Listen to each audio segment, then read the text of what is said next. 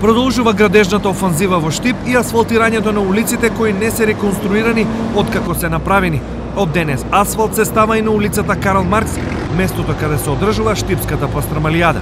Оваа улица е една од најфреквентните во градот и единствено место за излез од Штип, но поради многуте дупки и лошиот асфалт беше вистински предизвик за возачите. Беа ископани улиците и беа оштетени. Оно до душа сите се на изграда оштетени, али полека гледам дека се работи. Па нормално дека ќе биде подобро, чим се прават нови улици, подобро ќе биде. Новиот асфалт и уредувањето е добра вест и за штипјани кои живеат во овој дел од градот или одовде секојдневно минуваат.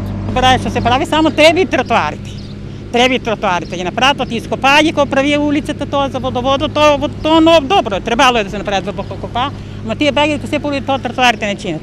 Ние се препнуваме, се сме пензионери стари тука. Улицата е супер, добро е се, немаме замерка за ништо, се е добро. Вкупно за асфалтирање на оваа улица општината ќе потроши 970.000 денари. Инаку, асфалтирањето е дел од еден поголем проект на општината кој опфаќа уредување на 16 улици во Штип, проект вреден 8 милиони денари.